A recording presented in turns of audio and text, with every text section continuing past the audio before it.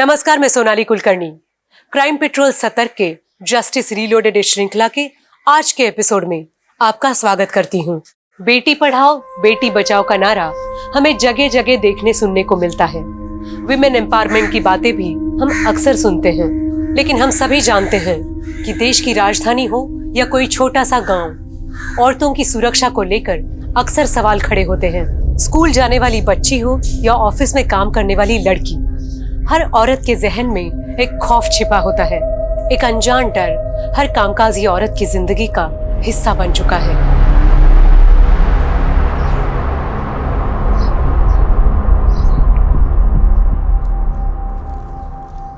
Good morning uncle. Good morning बेटा। Uncle दृष्टि कहाँ पर है? अंदर ही है कमरे में, जाओ मिल लो। हाँ।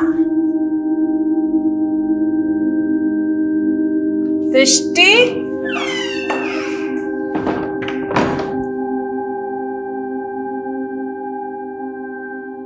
अंकल दृष्टि तो नहीं है कमरे में। अंदर ही है। बाथरूम में देखा तुमने? नहीं। जरा देखो। हाँ। दृष्टि,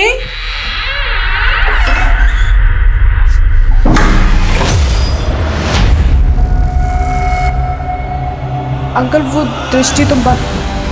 अंकल क्या कर रहे हैं आप? ये छोड़ो मुझे। अंकल छोड़ो मुझे, छोड़ो छोड़ो अंकल।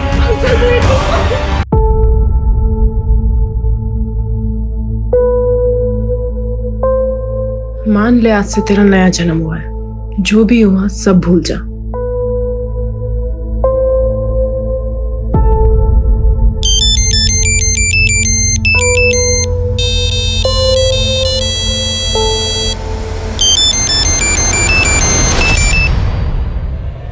दुल्हनी, तेरी बड़ी याद आ रही। मिलने आना। और तूने ना किया ना, शादी भी टूट जाएगी। तेरा बिना कपड़े वाला फोटो है ना, वो तेरे होने वाले पति को भेज दूंगा।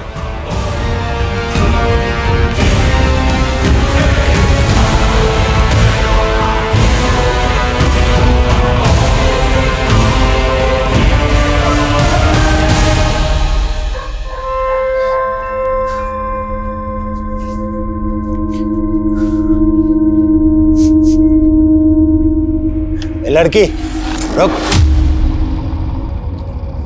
कौन है तू? हाँ, कौन है? और इतनी रात को अकेले में कहाँ घूम रही है? वो सर जी, वो दवाई लेने के। पर इस गली में तो कोई दवा की दुकान नहीं। झूठ बोल रही है ना तू? घरों में ताका झाकी कर रही है चोरी करने के लिए। नहीं सर, मैं चोर नहीं हूँ, मैं अच्छी लड़की हूँ। तो इस अच्छी लड़की का नाम क्या है? जी, नगमा। और रहती कहाँ है? बोल। वो यहाँ से दूसरी गली, राजनिवास। चल, मैं तुझे घर छोड़ देता हूँ। चल।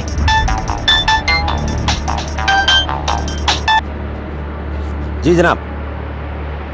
जी बिल्कुल पहुंच जाऊंगा। जी जनाब। चल।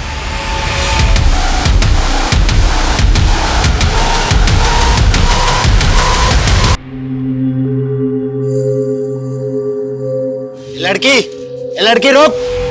लड़की,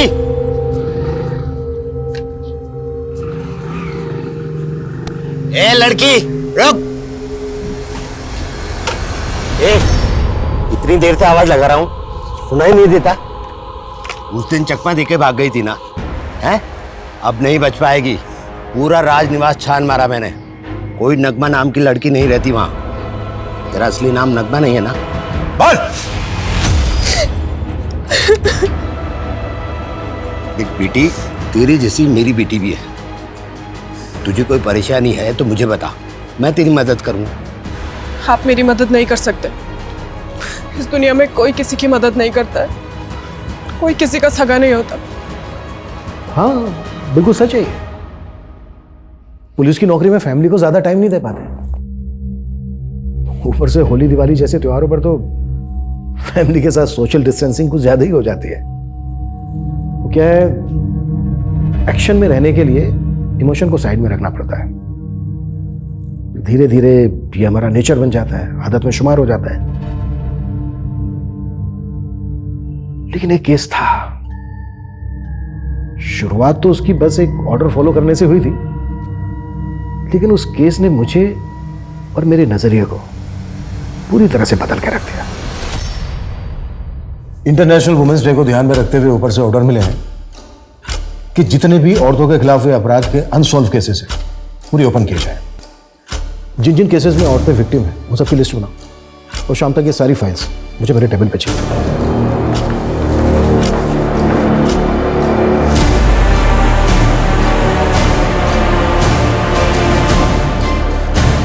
सर हमने 3 केस नोट डाउन किए। ये हमारे फर्स्ट केस की फाइल।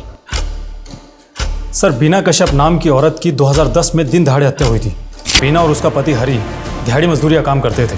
बिहार से यहाँ रोजी रोटी के लिए आए थे। सर काफ़ी समय तक जांच चली लेकिन कुछ भी पता नहीं चला। इस हरी से कांटेक्ट करो और इस केस के इन्वेस्टिगेटिंग ऑफिसर से भी इस केस की डिटेल्स निकालो। और सर ये दूसरा केस शबीना अहमद का है। सर शबीना के पिता ने शबीना के अगवा होने की मिसिंग कंप्लेंट फाइल की थी। सर लोकल इन्वेस्टिगेशन के मुताबिक शबीना का किसी फारूक नाम के लड़के से अफेयर था। शबीना और फारूक दोनों ने भागने की भी कोशिश की थी। पुलिस ने काफ़ी ढूंढा दोनों को, पर शबीना और फारूक दोनों में से किसी को कुछ पता नहीं चला।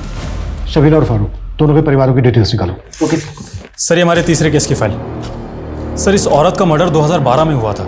शादीशुदा थी लेकिन अकेली रहती थी और इसका पति कुवैत में काम करता था। इस केस की भी डिटेल्स निकालो। फिलहाल इन 3 केसेस पे ही काम करते हैं। Okay sir.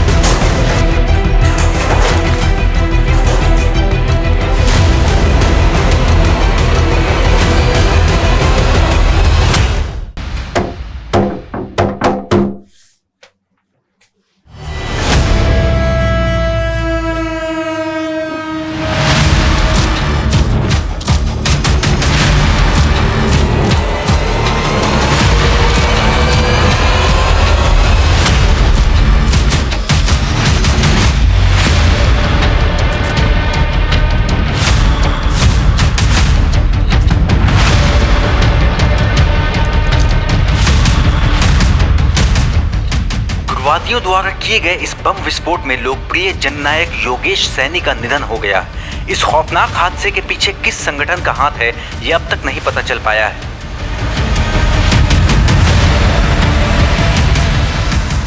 सर बीना कश्यप के केस में एक अजीब बात पता चली है। सर बीना की हत्या के 2 महीने के अंदर अंदर उसके पति हरी ने दूसरी शादी कर ली थी। हरी के बारे में कुछ पता चला? हाँ सर। सर हरी बिहार के बेनीपुर गांव का रहने वाला है। लोकल पुलिस को डिटेल्स भेज दी हैं। और ये case number 2 Shabina Ahmad. Sir Shabina और फारूक दोनों की फैमिलीज पुराने पते पर नहीं रहती है और पड़ोसियों को भी इनके बारे में कोई जानकारी नहीं है। और अंदर तक जाओ, शायद शबीना की कोई सहेली या फारूक का दोस्त मिल जाए गली मोहल्ले में। और ये केस नंबर 3, इसकी क्या अपडेट है? सर ये औरत जिस किराए के घर में रहती थी उस घर के मकान मालिक ने सालों पहले वो घर बेच दिया और पड़ोसियों से भी कोई नई जानकारी नहीं मिली है। वैसे सर खबरियों काम पर लगा दिया है।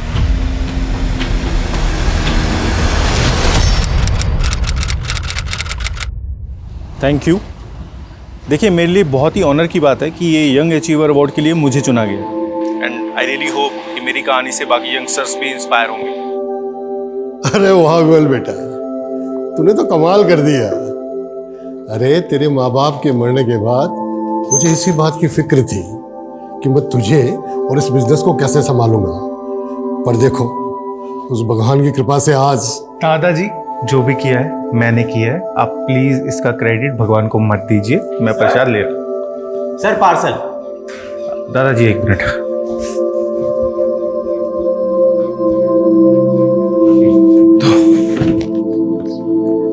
सर आप भगवान को नहीं मानते, नास्तिक हैं। देखो मैं इन सब पे विश्वास नहीं करता हूँ, मैं साइंस और लॉजिक को ज्यादा मानता हूँ। ये लो। और हाँ ये प्रसाद खा लेना। हाँ बोलो। अरे मैंने तुम्हें जितना कहा है तुम उतना बजट कोट करो ना, तुम शिकावत की टेंशन क्यों ले रहे हो? हाँ मैं तुम्हें मेल कर रहा हूँ। बेटा विमल, कोई परेशानी है? दादाजी वो शेखावत हमें पैसों के दम पे खरीदना चाहता है। लेकिन बेटा वो शेखावत बहुत खतरनाक आदमी है, जरा संभल के। लेकिन अगर मैं सही हूं तो मैं क्यों डरूं उससे? दादाजी आप टेंशन मत लीजिए, मैं मैनेज कर लूंगा।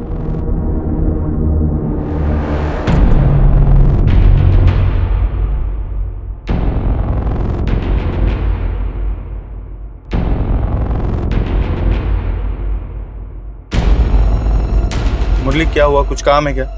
कहना है कुछ? सर वो मेरी बीवी की तबीयत खराब है, आधे दिन की छुट्टी चाहिए।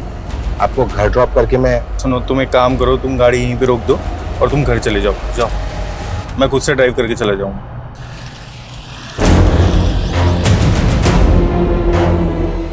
हेलो, हाँ विमल सर निकल चुके।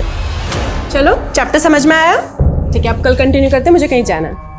जयंती ये लो। मैम ये आपके हाथ में क्या लिखा है? ये उर्दू लैंग्वेज में कमल लिखा है। कमल यानी लोटस? पर आपका नाम तो मधु है, तो आपके हाथ पे ये लोटस क्यों? तेरे ना सवाल कभी खत्म नहीं होते। चल भाग जा ऐसे, वरना ज्यादा होमवर्क दे दूंगी। बाय पूरा कंप्लीट चाहिए होमवर्क मुझे।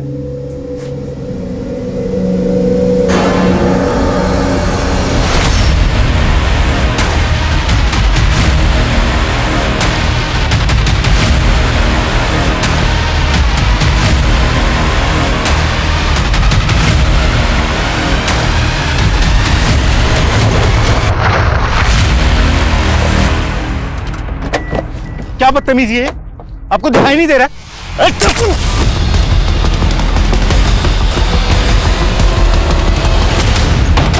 मधु तुझे अंदाजा भी है तूने क्या देखा है?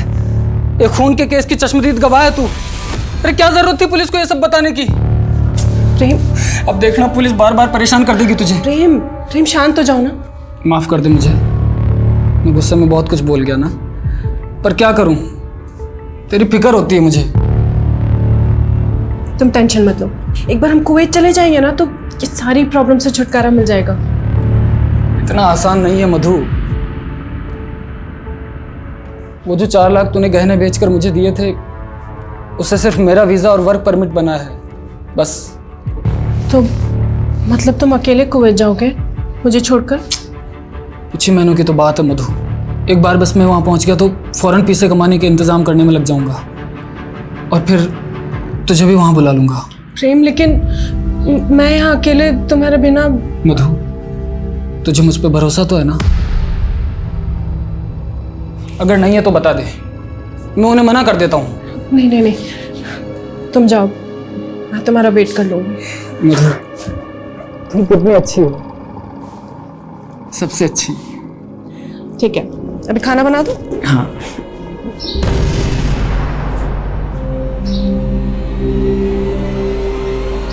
मधु मान गई। सर बीना कश्यप के मर्डर केस में हमारा पहला सस्पेक्ट उसका पति हरि है। सर लोकल पुलिस इसके गांव गई थी तो पता चला है कि अब वहां पर नहीं रहता है। और सर एक पड़ोसी से पूछताछ करने पर मालूम चला है कि पिछले कुछ सालों से ये केरला में दिहाड़ी मजदूरी का काम कर रहा है और 2 साल से अपने गांव भी नहीं लौटा है। केरला पुलिस को इसकी अपडेट भेजो। और ये केस नंबर 2 शबीना अहमद, इसकी क्या प्रोग्रेस है? सर शबीना के बारे में तो कुछ भी पता नहीं चला है, लेकिन फारूक के बारे में पता चल गया है। लोकल टीम उससे पूछताछ करने निकल चुकी है। और केस नंबर 3 इसकी क्या अपडेट है? सर इस केस के इन्वेस्टिगेटिंग ऑफिसर को मैंने पुलिस स्टेशन बुला लिया है। प्रेम लो, अच्छा सुनो, फ्लाइट में बैठते ही मुझे फोन करना भूलना नहीं। ये भी कोई कहने की बात है? और देखना 4-5 महीने बाद तुझे भी वहां बुला लूंगा। प्रेम मुझे भूल तो नहीं जाओगे ना? कैसी बात करती है मधु, अगर तू नहीं होती तो मैं कभी कुवैत जा ही नहीं पाता। अब अगर तू ऐसे उदास रहेगी तो मैं जा नहीं पाऊंगा ना। थोड़ा हंस दे। अरे प्रेम भाई, वो गाड़ी आ गई है। सामान रख दूं मैं? हाँ, अरे मैं कुछ भूल गया। हाँ, अरे मधु भाभी मैं रख रहा हूँ ना। और आप ना फिक्र बिल्कुल मत करना, मतलब प्रेम भाई जा रहे हैं तो क्या हुआ, हम तो हैं आपकी खिदमत में, पूरा ख्याल रखेंगे आपका। अरे प्रेम भाई क्या कर रहे हो? मुझे अरे जा रहे हो, हमारे लिए कुछ लेकर आना। हाँ आइए।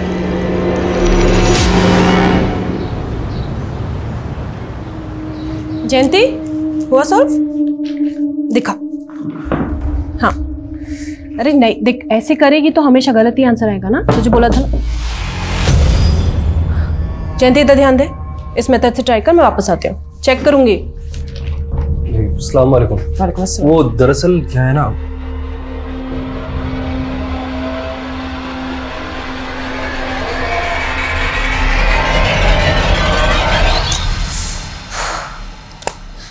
मधु मैम, मधु मैम, मधु, मधु मिली क्या मधु? नहीं, हमने पानी टंकी के पास देखा पर मधु कहीं नहीं मिली। मैं वहां देख कर आती हूँ। हम उधर देखते हैं। हाँ गौतम भैया, मधु मैडम को पता चला क्या? अरे नहीं भाभी, सारे में देख लिया, कहीं पता नहीं चल रहा मधु भाभी का। मुझे लगता है प्रेम भाई को हमें बता देना चाहिए। हाँ।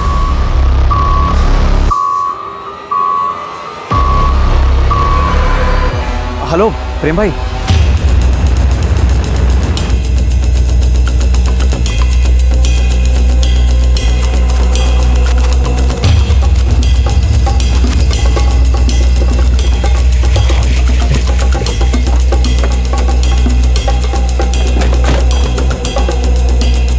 पीछे हटिए, पीछे पीछे पीछे पीछे चलिए।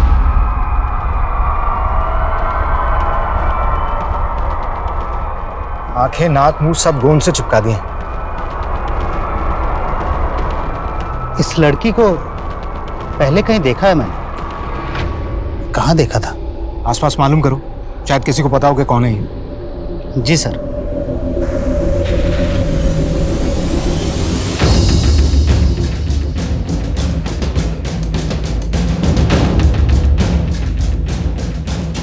सर, लड़की की पहचान हो गई सर, मधु नाम है इसका। बच्चों को ट्यूशन पढ़ाई करती थी, यहीं पास के मोहल्ले में रहती है। आज सुबह ही अचानक गायब हो गई थी सर। आखिरी बार किसने देखा था इसे? जयंती बेटा, डरने की कोई बात नहीं है, अच्छी तरीके से याद करके बताओ। जो आदमी तुम्हारी मधु मैम से मिलने आया था आज, वो कैसा दिखता था? अंकल मैंने उनका चेहरा नहीं देखा, लेकिन वो इतने लंबे थे। अच्छा, क्या एज होगी उनकी? मतलब बाल काले थे, सफेद थे, कुछ याद है? काले थे, और मधु मैम के सामने होने के कारण मैं उनका चेहरा नहीं देख पाई। वो आपस में कैसे बात कर रहे थे? मतलब लड़ाई कर रहे थे या प्यार से बात कर रहे थे? वो तो मुझे पता नहीं, लेकिन अंकल ने उन्हें अस्सलाम वालेकुम बोला था। अस्सलाम वालेकुम। और अंकल के हाथ में कुछ सिल्वर कलर का ब्रेसलेट था। इस लड़की को ड्रग्स के इंजेक्शन दिए गए थे, उसके बाद गोंद से इसकी आंखें, नाक और मुंह को चिपका दिया गया। सफोकेशन से इसकी मौत हो गई थी। मुझे लगता है कि मारने वाले इन्वेस्टिगेशन से सामने क्या है? जो सामने आया उससे तो केस सुलझने की बजाय और उलझ गया।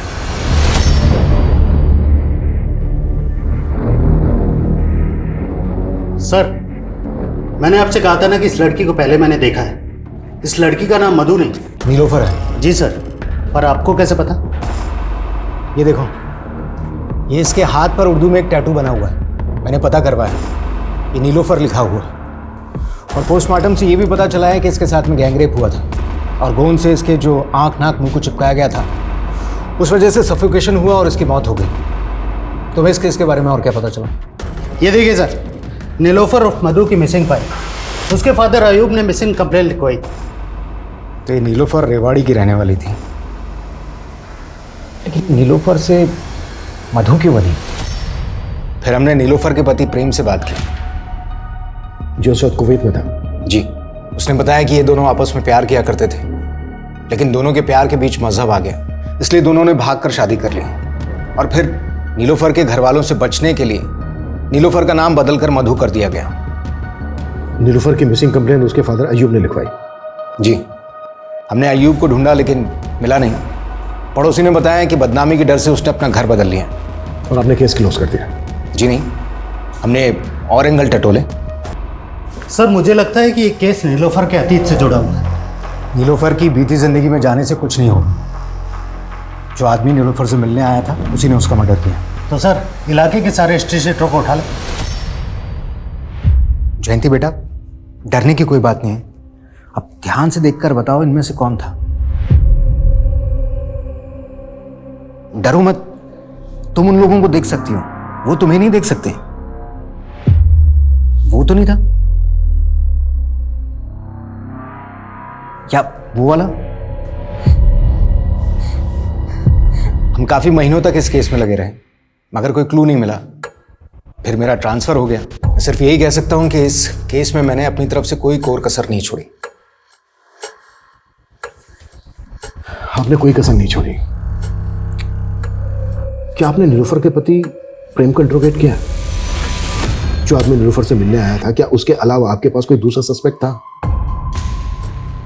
क्या ये पॉसिबल नहीं है कि नीलोफर ऑनर किलिंग का शिकार हुई, उसके पिता अयूब ने ही उसका मर्डर किया हो? जी नहीं, आप ये बताइए कि किस बेसिस पे आप इस नतीजे पर पहुंचे कि जो आदमी नीलोफर से मिलने आया था उसी ने नीलोफर को मारा? अगर उसका इरादा नीलोफर को मारने का होता तो क्या वो जयंती की मौजूदगी में आता? और अगर वो जयंती की मौजूदगी में आया भी तो क्या उसको जिंदा छोड़ता? एक्चुअली इस तरह से हमने सोचा ही नहीं। इस केस को हमें शुरू से इन्वेस्टिगेट करना होगा। सबसे पहले ये पता लगाओ कि नीलोफर का पति अभी भी कुवैत में है या इंडिया लौटा है। सर, और सर नीलोफर की स्टूडेंट जयंती, जिसने आखिरी बार नीलोफर को देखा था, उसके बारे में पता लगाता हूँ। जिस ब्रूटैलिटी के साथ नीलोफर को मारा गया, उसकी आंखें, नाक, मुंह सब ग्लू से चिपकाए गए, सफोकेशन से मरी वो। उससे तो यही लगता है कि किसी की गहरी रंजिश रही होगी नीलोफर के साथ। सर, नीलोफर के पिता अयूब ने अपनी बेटी की मिसिंग कंप्लेंट तो फाइल की थी, लेकिन उसकी मौत के बाद से एकदम से गायब हो गया। अयूब ने समाज के डर की वजह से अपनी बेटी को नहीं अपनाया होगा, या फिर वजह कुछ और रही होगी। अयूब भाई, अब नीलोफर काफी बड़ी हो गई है। उसकी शादी के बारे में आपने कुछ सोचा या नहीं? अगर उसकी अम्मी जिंदा होती तो अच्छा सा लड़का ढूंढ देती नीलोफर के लिए। अरे आप एक बार बोलकर तो देखिए, नीलोफर के लिए एक से एक लड़कों की लाइन लगा देंगे। 2 जगह बात चलाई है, अगर जवाब नहीं आता है तो बताऊंगा। जी जरूर।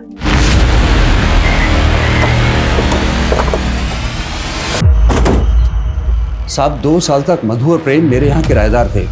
मधु की मौत के बाद पता चला कि उसका नाम नीलोफर था। 2 साल से जानते थे आप नीलोफर और प्रेम को? दोनों पति पत्नी के बीच रिश्ता कैसा था? साहब, दोनों के बीच रिश्ते बहुत अच्छे थे, पर हाँ, एक बार मैंने मधु को बहुत आग बबूला होते देखा था। समझ में नहीं आता, एक बार में मिल गया ना जवाब, निकल। मधु बेटा, क्या हुआ? क्या किया गौतम ने? कुछ नहीं काका, गरीब की लुगाई सबकी भौजाई होती है। तो ये बात आपने उस वक्त पुलिस को क्यों नहीं बताई? बताई थी साहब, लेकिन इंस्पेक्टर साहब बोले कि वो लड़की, मतलब जयंती, जो नीलोफर के यहाँ पढ़ने आती थी, उसने जिस आदमी को देखा था उसका गौतम से हुलिया मेल नहीं खाता था। Can't believe it। अच्छा, इस हादसे के बाद आपकी नीलोफर के पति प्रेम से बात हुई थी? एक बार सर, वो अपना सामान लेने वापस आया था, नीलोफर की मौत के करीब 1 साल बाद। जब नीलोफर और प्रेम आपके मकान में रहने आए थे तो आपने उनकी आईडीज, डॉक्यूमेंट्स तो लिए ही होंगे। 10 साल पुरानी बात है, उस वक्त लिखा पढ़ी कहाँ होती थी। अनुज, ये गौतम हमारा पहला सस्पेक्ट, पता लगाओ इसका। और बिना और शकीला के केस में क्या अपडेट है? सर, 2 टीम लगी हुई है और मैं खुद भी इन 2 केसेस के फॉलोअप ले रहा हूँ। ओके, पता नहीं क्यों मुझे ऐसा लग रहा है कि नीलोफर के केस में अभी भी बहुत कुछ सामने आना बाकी है।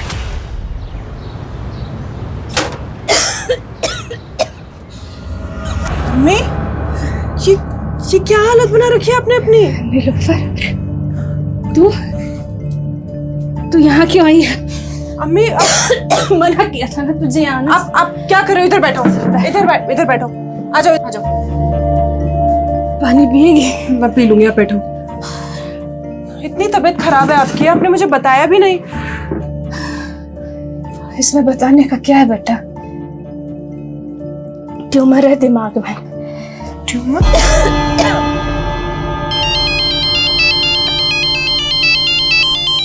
हाँ हेलो गौतम, मेरी अभी अम्मी के डॉक्टर से बात हुई। उन्होंने बोला कि अम्मी के इलाज के लिए 6 लाख रुपए लगेंगे। 6 लाख?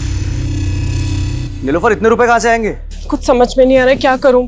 मेरे पास करीबन 1 लाख रुपए रहेंगे, लेकिन बाकी के पैसे। गौतम, तुम कुछ करो ना। अरे नीलोफर, अब मैं क्या करूंगा इसमें?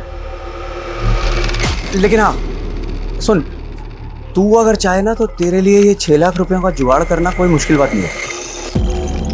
अगर तू चाहे तो। समझ लेना क्या क्या कह रहा हूं मैं।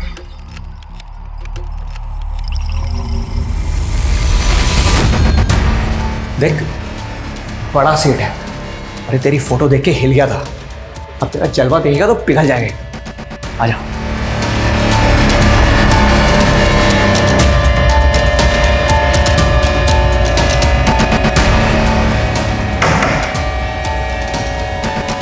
सेट।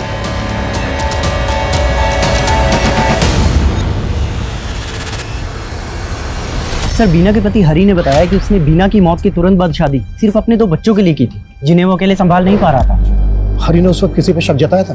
सर, उसकी कंस्ट्रक्शन साइट पे 2 मजदूर थे, दीपक और रूपेश। दोनों शराबी थे और बीना की उनसे कुछ कहा सुनी भी हुई थी।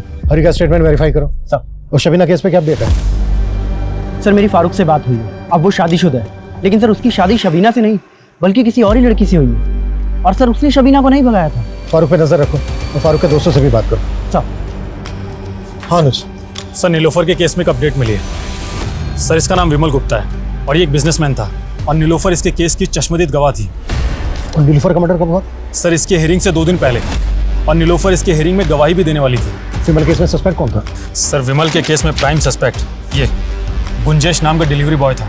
सर, ठोस सबूत ना मिलने की वजह से कोर्ट ने इसे बरी कर दिया था। गुंजेश? इस पजल की आखिरी कड़ी एक गुंजेश ही हो सकता है। सालों पुराने केसेस को रीओपन करके किसी अंजाम तक पहुंचाना आसान नहीं होता। सबूत मिट चुके होते हैं, गवाह जुटाना मुश्किल होता है। मधु उर्फ नीलोफर के केस में भी कुछ ऐसा ही हो रहा था। इस केस का रुख मोड़ने वाला सबसे अहम गवाह अभी पुलिस की पहुंच से काफी दूर था।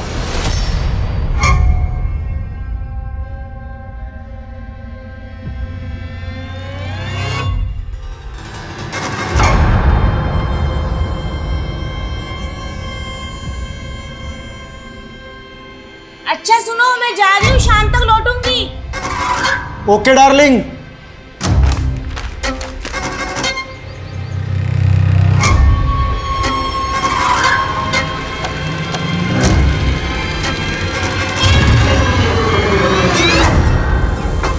अरे कहाँ चली मेरी रानी? नाटक कर रही है ना? नाटक कर। मुझे बुलाती है। ठीक है? आपकी सारी बातें इस फोन में रिकॉर्ड हो चुकी। लीजिए लीजिए, लंगोट के बड़े ढीले हैं आप। चलिए अब थोड़ा पैसा ढीला कीजिए, वरना ये सारी फुटेज ना मालकिन को दिखा दूंगा।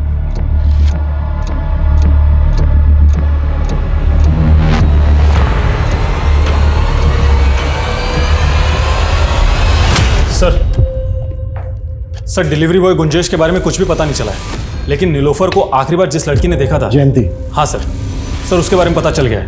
वो दिल्ली में मेड का काम करती है। और नीलोफर के पिता अयूब के बारे में पता चल गया है। अयूब का है?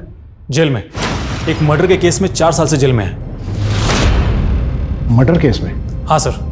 और सर, एक चौंकाने वाली बात पता चली है। अयूब के बीवी बच्चे मेवात में रहते हैं। जब मैंने उनसे बात की तो पता चला है कि अयूब की कोई नीलोफर नाम की बेटी ही नहीं है। What? नहीं यार, उस कंजे से सिर्फ 20,000 कमा पाई मैं। अब इन छोटी मछलियों से काम नहीं चलने वाला, कोई बड़ी मछली फंसानी होगी। तू एक काम कर, मुझे साउथ दिल्ली के ऐसे 5 रईसों के नाम दे जो हवस के पुजारी भी होने चाहिए और अमीर भी। ठीक है, 1 मिनट।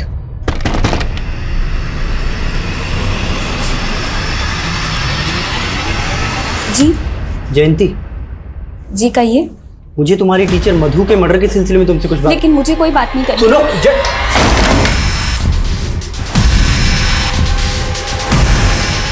सब कौन नीलोफर?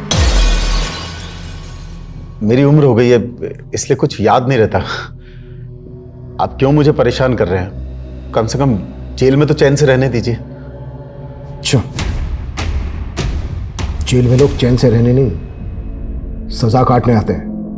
देख, मदद कर हमारी ये जानने में कि नीलोफर की मौत कैसे हुई थी। नहीं तो तुझे तेरी बेटी नीलोफर का कातिल साबित करना हमारे लिए कोई बड़ा काम नहीं होगा।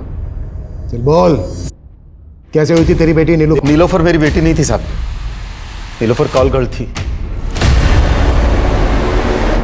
देखते ही भाग गई थी साहब मुझे। नीलोफर को अपनी अम्मी के इलाज के लिए पैसों की जरूरत थी, तो मैंने पैसे देकर उसे खरीद लिया उसके दलाल गौतम से। 7 लाख रुपए देकर 7 महीने के लिए खरीदा था साहब उसे, पर साहब वो सिर्फ 2 महीने में भाग गई। तो तूने नीलोफर का बाप बनकर उसकी मिसिंग कंप्लेंट फाइल करवाई? तो और क्या करता साहब, सारे अड़ोसी पड़ोसी मेरे पीछे पड़ गए साहब। इसलिए मार डाला उसको? नहीं साहब, मुझे तो खुद नीलोफर के मौत की खबर अखबार से मिली साहब मेरे तो पैसे भी गए और लड़की भी गई सब। वो दलाल गौतम जिसे तूने नीलोफर को खरीदा था, कहाँ मिलेगा? वो सब होटल रोजवुड उसका पुराना अड्डा हुआ करता था, शायद अब भी वहां आता जाता हो।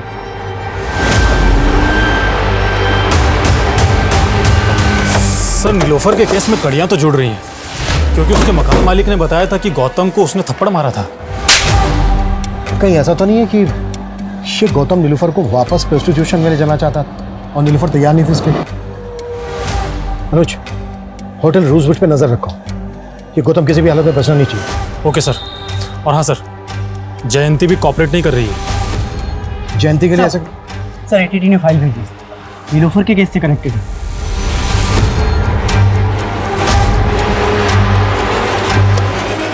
क्या हुआ सर? 11 साल पहले एक लीडर की ब्लास्ट में हत्या हुई थी। नीलोफर से भी पूछताछ हुई थी उस केस में। उस ब्लास्ट में इन्वॉल्व एक आदमी से रिलेशन थे नीलोफर के। उस वक्त नीलोफर ने एटीटी को बताया था कि वो एक कॉल कर रहा है, उसके बहुत सारे क्लाइंट हैं जिनकी बैकग्राउंड के बारे में उसे कुछ नहीं पता। इसका मतलब नीलोफर के लिंक उग्रवादियों से भी थे? एटीटी को शक तो था नीलोफर पे, हालांकि कुछ साबित नहीं हुआ। पहले एक टीचर, उसके बाद कॉल कर, फिर उग्रवादियों से उसके संग। आखिर थी क्या है लड़की?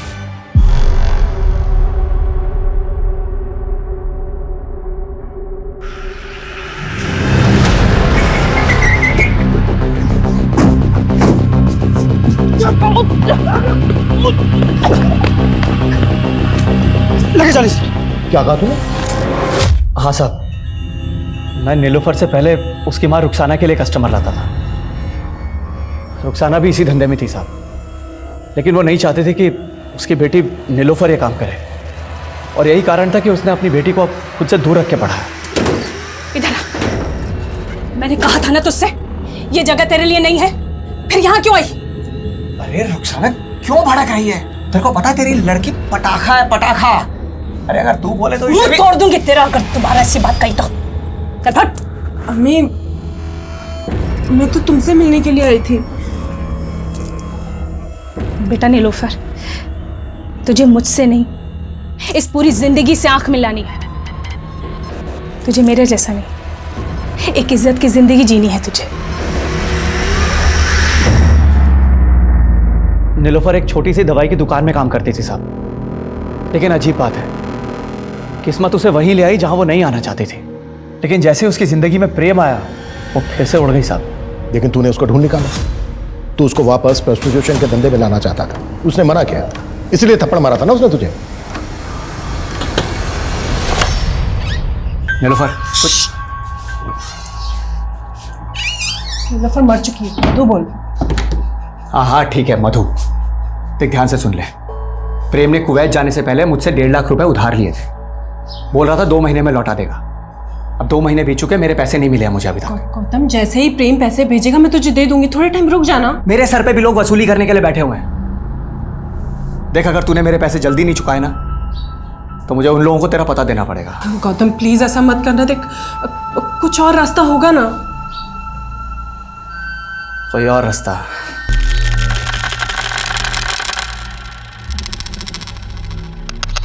एक रास्ता है। शर्म नहीं आती तुझे? उसने धंधा करने से मना कर दिया, इसलिए तूने उसको मार डाला। नहीं साहब, उसकी मौत से तो सच कहूं मेरा नुकसान ही हुआ है साहब। एक लड़की की जान चली गई और तुझे नुकसान की पड़ी है। इंस्पेक्टर साहब, ये नीलोफर कोई साधारण लड़की नहीं थी, लॉटरी थी, लॉटरी। कभी अयूब को लगी, कभी मुझे, तो कभी प्रेम को, और सबने उसका फायदा उठाया सर। प्रेम ने भी? हाँ साहब। कहाँ मिलेगा प्रेम? वो तो नहीं पता मुझे साहब, लेकिन अगर आप लोगों को मिल जाए तो मेरे पैसे निकलवा लेना उससे, और चाहिए तो थोड़े पैसे आप भी रख लेना। अरे सर, अरे मारिए आप साहब, मैं एक खास इंफॉर्मेशन दे सकता हूँ आपको सर। सर एक औरत है आयशा कुरैशी नाम की। आयशा कुरैशी? हाँ सर, वो इस नीलोफर की बहुत अच्छी दोस्त हुआ करती थी। मुझे पक्का यकीन है कि उसे जरूर पता होगा इन दिनों ये प्रेम कहाँ पे है।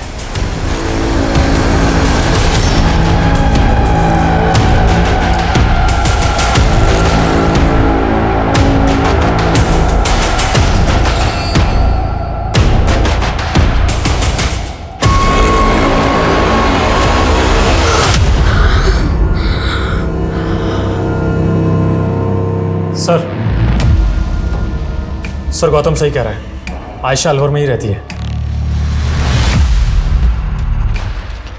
नीलोफर का केस काफी उलझाने वाला है। अनुज कुछ तो है जो अभी भी इस केस में छूट रहा है। एनीवे, मैं जयंती से बात करने की कोशिश करता हूँ, तुम अलवर जाओ, आयशा से मिलो। सर।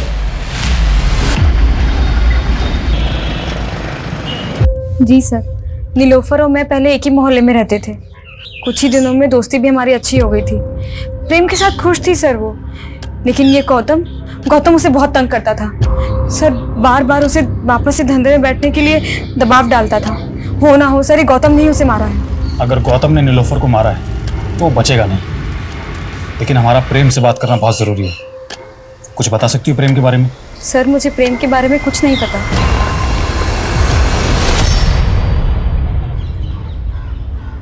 जयंती, मैं जानता हूं उस हादसे ने तुम्हारी जिंदगी बदल कर रख दी थी। देखो, अगर तुम हमें नीलोफर, मेरा मतलब है कि मधु के कातिल तक पहुंचने में मदद करोगी तो न सिर्फ मधु को इंसाफ मिलेगा बल्कि तुम्हें भी सुकून पहुंचेगा। सर आज भी उस आदमी के पैरों की आहट मुझे डरा देती है। अब वो डरेगा। बस जितना तुम उस आदमी के बारे में जानती हो उसके बारे में ज्यादा से ज्यादा हमें बताने की कोशिश करो ताकि हम जल्दी से उस तक पहुंच सकें। सर मैं ज्यादा कुछ तो नहीं जानती, लेकिन उसने अपने हाथ में एक सिल्वर कलर का ब्रेसलेट पहना था। ब्रेसलेट? हाँ सर। अच्छा जयंती, मधु ने कभी जिक्र किया था तुमसे कि उसका पति प्रेम कहाँ का रहने वाला है? कुछ इस बारे में बताया था? हाँ, एक बार उन्होंने कहा था कि वो चूरू गांव के किसी ब्रह्मपुरी का रहने वाला है।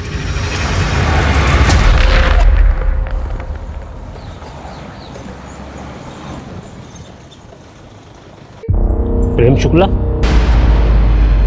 सब प्रेम को तो 2015 में किसी ने मार दिया था। कैसे हो सकता है? कितना नजदीक थे हम केस सॉल्व करने के। सर प्रेम की पोस्टमार्टम रिपोर्ट। सर रिपोर्ट के मुताबिक प्रेम की आंखें, मुंह, नाक भी नीलोफर की तरह ग्लू से चिपकाए गए थे और दोनों की बॉडी में सेम ड्रग के ट्रेसेस भी मिले थे। लेकिन नीलोफर को तड़पा तड़पा के मारा गया था, जबकि प्रेम को मारने में जल्दबाजी दिखाई गई है।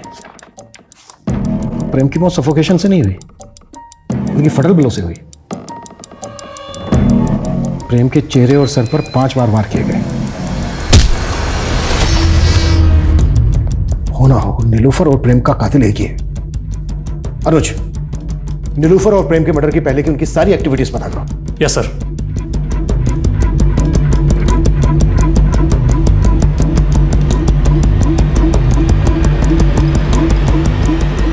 सर सुनील कुमार नाम के एक सुनार का पता चला है जिसे नीलोफर ने मरने से 3 दिन पहले 3 लाख के गहने बेचे थे। क्या नाम बताया तुमने सुनार?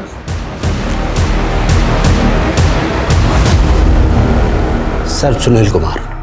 किसी जमाने में मैं भी पुलिस में था, तब से जानता हूँ नीलोफर को। उस वक्त वो एक छोटी सी दुकान पर बैठा करती थी, फिर अचानक पता नहीं कहाँ गायब हो गई और फिर मेरी रिटायरमेंट के बाद वो मुझसे मिली। तब पता लगा कि उसने किसी प्रेम नाम के लड़के से शादी कर ली। उसकी मौत से कुछ दिन पहले उसने मुझे घर पर बुलाया था। बेटा, प्रेम को कुवैत भेजने के लिए तूने पहले ही कितनी जेवर बेच दी, अब ये भी बेच दी कि तू तेरे पास क्या बचेगा? चाचा, ये जेवर बेचकर मुझे भी कुवैत जाना है, प्रेम के पास। मुझे जेवर की नहीं, अपने पति की ज़रूरत है। आप देखिए ना, इनका जितना भी पैसा बनता है आप मुझे दे दीजिए। मुझे क्या पता था कि वो पैसे उसकी मौत से जा जुड़ेंगे। जरूर सर इन पैसों की वजह से ही किसी ने मार दिया नीलोफर को। ठीक है सुनील, फिलहाल तुम जा सकते हो, जरूरत पड़ी तो दोबारा बुलाएंगे। जी सर। अनुज, अपने खबरियों से कहो कि वो पता लगाएं कि नीलोफर के मर्डर के आसपास किसी के पास अचानक से बहुत सारे पैसे आए थे क्या? Yes sir.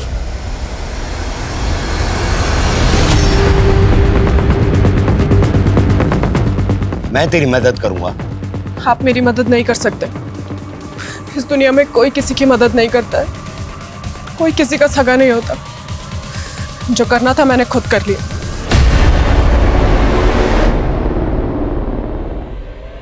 ये तो मर गया। तूने किया है सब?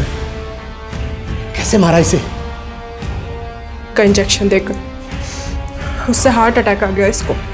तुझे कैसे पता इस इंजेक्शन के बारे में? फार्मेसी की स्टूडेंट हूँ मैं, और इसको मैंने ही मारा। अरेस्ट कर लीजिए मुझे। मेरी भी बेटी है, मैं समझ सकता हूं कि तुझ पर क्या बीती होगी, और अब मेरी बात ध्यान से सुनो। तूने मनोहर लाल को नहीं मारा, ये हार्ट अटैक से मरा है। तू ये सब कुछ भूल जा और जा अपनी नई जिंदगी शुरू कर।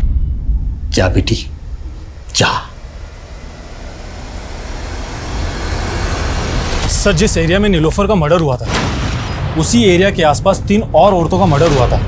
और हाँ सर, उन 3 औरतों का मर्डर भी उसी ड्रग से हुआ था जिससे नीलोफर और प्रेम कुमार का हुआ था। उनकी आंखें और मुंह भी ग्लू से चिपकाए गए थे? नहीं सर, लेकिन हाँ सर, उन सभी ने नीलोफर की तरह मरने से कुछ दिन पहले कोई जेवर या प्रॉपर्टी बेची थी। लाखों रुपए जमा थे उनके पास, जो उनको मारकर लूट लिए गए थे। ये किसी सीरियल किलर का काम तो नहीं है? सर, नीलोफर के मोहल्ले में एक शोएब नाम का आदमी रहता था। सर, वैसे तो कड़का था, लेकिन अचानक से उसके पास काफी पैसा आ गया था, और नीलोफर की मौत के कुछ दिन बाद ही शोएब अपनी बीवी के साथ नए घर में शिफ्ट हो गया है। ये देखिए सर, ये उसका एड्रेस है। हाँ सर, शोएब मेरे पति है। कहाँ मिलेगा शोएब इस वक्त? सर, वो अक्सर शहर के बाहर रहते हैं। अभी इस वक्त वो कहाँ हैं मुझे नहीं मालूम। ओके, कोई बात नहीं, शायद हो सकता है आयशा जी आपको याद ना आ रहा हो कि वो कहाँ है, पर कोई बात नहीं, हम याद दिलवा देंगे। ये पूजा है। पूजा, जरा आयशा जी को याद करवाओ। सर मैं बताती हूँ सर।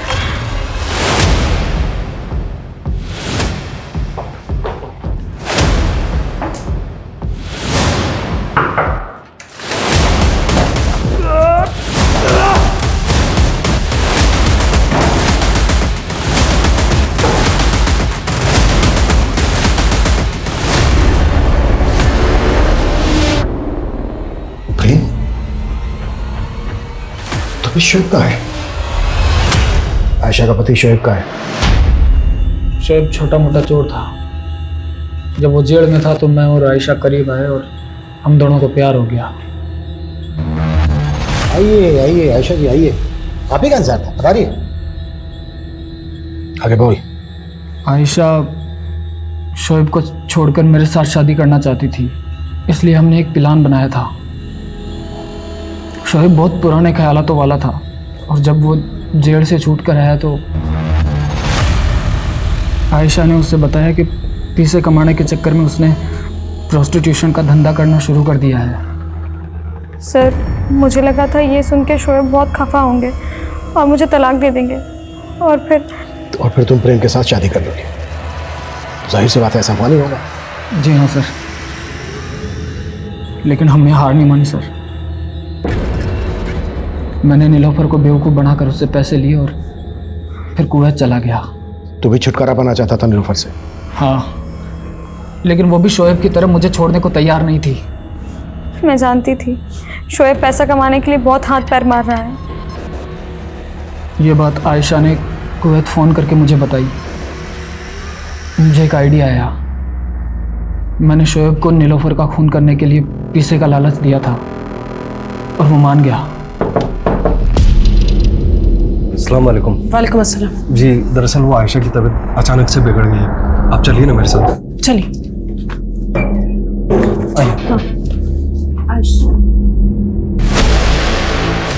शोएब और उसके साथियों ने पहले मिलकर उसके साथ रेप किया और बाद में ड्रग का इंजेक्शन देकर उसकी आँख, नाक और मुंह पर गोंद डालकर उसे मार डाला। नीलोफर के बाद शोएब की बारी थी। प्रेम जब कुवैत से लौटे तो हमने शोएब को भी ड्रग का इंजेक्शन दिया और नीलोफर की तरह उनकी आंखों में, नाक में और मुंह में ग्लू डाल दिया और सर पे पत्थरों से कई बार वार किया। मैंने शोएब को मेरे कपड़े पहना दिए और मेरा वॉलेट और सारे कागजात भी उसके जेब में रख दिए ताकि सबको लगे कि शोएब नहीं, प्रेम मारा गया है। नीलोफर की आंखें, नाक, मुंह, इन सब जगहों पर ग्लू क्यों डलवाया? इतनी बेरहमी से क्यों मरवाया उसको? क्योंकि उसने मेरी आंखों में धूल झोंकी थी। उसने मुझे अपने अतीत के बारे में नहीं बताया था। और तूने जो इतने लोगों की आंखों में धूल झोंकी है वो? और शोएब को इस तरह से क्यों मरवाया तूने? ताकि पुलिस को लगे कि दोनों को एक इंसान ने मारा है। हम दोनों को लगा कि शोएब को कातिल समझकर पुलिस उसके पीछे जाएगी। नीलोफर की तरह और भी लड़कियां थीं प्रोस्टिट्यूशन के धंधे में, उनको क्यों मरवाया? पैसे के लिए। पहले उन्हें मेरे प्यार के जाल में फंसाता और फिर शादी का वादा करता और पैसे मिलते ही मार डालता। क्या पाया है सब करके? एक दूसरे का साथ पाया सर। हम दोनों हर हाल में हमेशा एक दूसरे के साथ रहना चाहते थे। वो तो होने से रहा, क्योंकि जेल में आदमी और औरतों के लिए बैरक अलग अलग होते हैं।